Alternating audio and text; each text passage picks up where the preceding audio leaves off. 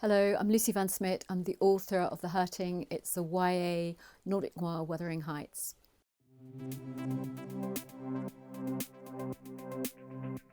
I actually structured it that way after I wrote it, and it's to signpost it for the reader because it's a complex story. So actually, although it looks formally like a three-act structure, it doesn't exactly hit the beats that you would see in like a movie or something. But it's very useful when you're editing to go back and make sure you're propelling from Act 1 into Act 2, that something's actually driving the action into that scene, and then so on for the end, for the resolution.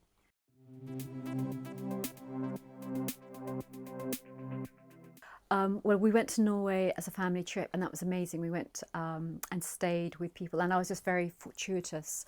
So, where I stayed in Oslo Fjord, they had a wolf problem, which is a central element to my story. We travelled up the Flam Railway, so a lot of the journey that Nell did I had gone and done, and we just were incredibly lucky. So I was staying with someone that worked on an oil rig, so I understood the culture of her father's business. So I was very lucky, and I did a huge amount of research before then. But the thing that was most interesting for me is that Nell it's a character who's bitten by a dog, and one of the story arcs I wanted was her to sing to a wolf to save this baby. And I did a huge amount of research in wolves, and found out in Norway they'd killed almost all of them, like 14 at one point. So the ecological story came out of my research in Norway, and the climate change, all those elements came in from the research later. So that was really interesting to me.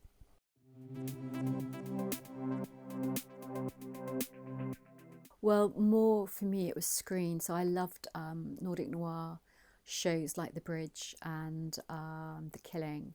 And one of the things that they do in Nordic noir really well is the domestic. So the story takes place within a family, and it's explored in much more depth. So it has a real character feel to it. And I really like that. And I really like the idea of taking Nordic noir back to Norway. All the Nordic noir was based on one book, actually, the Stig Larsson's books, which were translated by Knopf in New York. And then the whole back of everything came off that one translation, and it opened up this huge pathway. So we're reading all their books in translation, and I just quite like the idea of sending one back.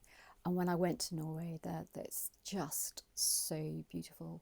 But it's very much how they market it in Germany. They market it as a Nordic noir, Wuthering Heights.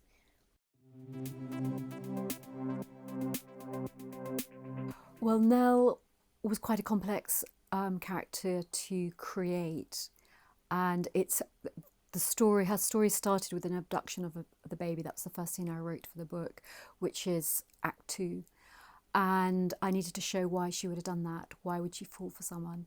So the key thing I had was playing with the idea of an abduction and abandonment. So she's an abandoned child, which creates an enormous fear and almost like a cowardice. And one of her story arcs was to be brave. So I had all these threads of her character. I used a lot of my background, so being bitten by a dog as a kid gave me one of the story arcs. I came from a very sort of barking mad Catholic family. My sister's a nun, my mum's a healer, my brother was a monk.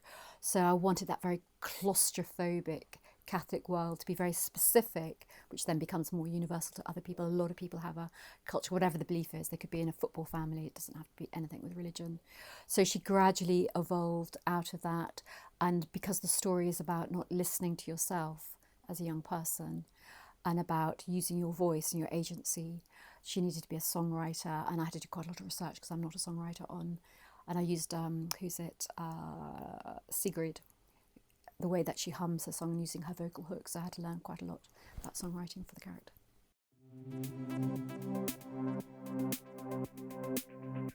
I had help with my editor, Rachel Lation, for this character because his voice, he's a boy raised by wolves. He's a great romantic. He had to be the love interest and an antagonist. And it was very difficult to have his voice consistent. And one of the devices I used, because the book is written first person present tense to create the suspense, was to have certain scenes written in Lukas's third person point of view.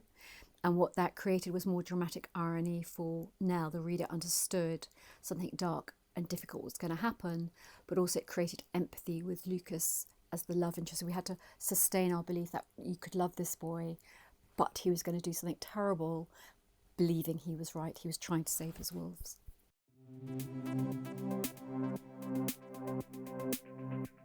I had a lot of experience with both grief and death, and I used to visit a hospice quite a lot. And then not grief isn't what we think it is. It's very different from depression, and you can laugh and joke and feel completely grief stricken. And I wanted that lightness of touch. And with Harper, the sister who has cancer, she's basically a bit of a cow, and I'd seen a lot of stories written from the perspective of the victim who has cancer, like Fault in Our Stars, and I wanted to twist it. I see a lot with siblings. It's very, very difficult being the sibling of a sick sister or brother, and I wanted to capture that feeling that they're not perfect. You know, just being sick does not make you a nice person, and I wanted to capture that in the story. As for the grief, you know, I'd lost a son, I'd lost dear friends, and I knew what it feels like, and my solution to it in a way is to accept how things are and then live what life you have with passion is kind of a core belief.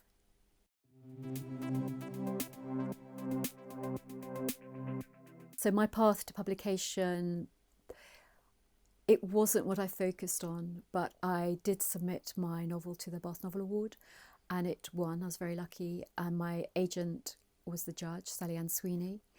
And then one of the loveliest moments was Barry Cunningham from Chicken House Books ringing up and saying, "We'd love your book." And I mean, I think exact words, "We haven't read anything this good in years," which was great and very flattering. So I was very lucky. I never send work out, so I'm not your classic author knocking on the doors. I didn't do any of that really. I was lucky.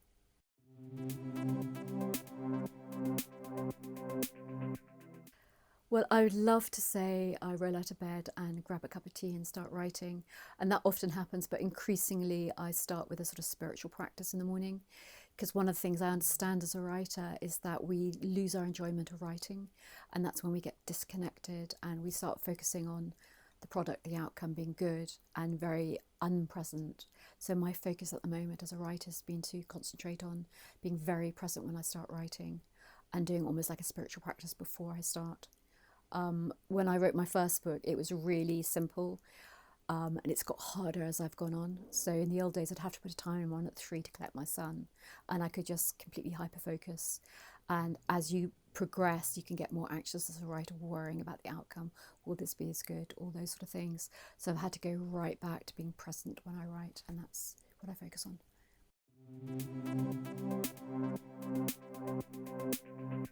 I'm contracted to write another book for my publisher's Chicken House. So that's one thing I'm working on. I also have another 75,000 words of a YA book, which we might sell separately.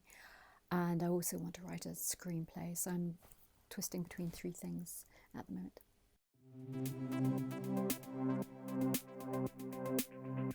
Wow.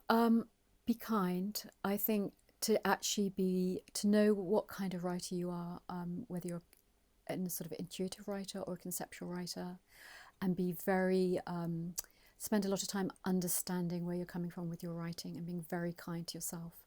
And it's something that today on the workshop we've been talking about a lot, is treating an inner writer as a much younger person than your actual age. And you wouldn't say to a little 2-year-old, "Get up, you dummy, why are you falling over?" And we tend to do that to ourselves when we've only been writing a few years.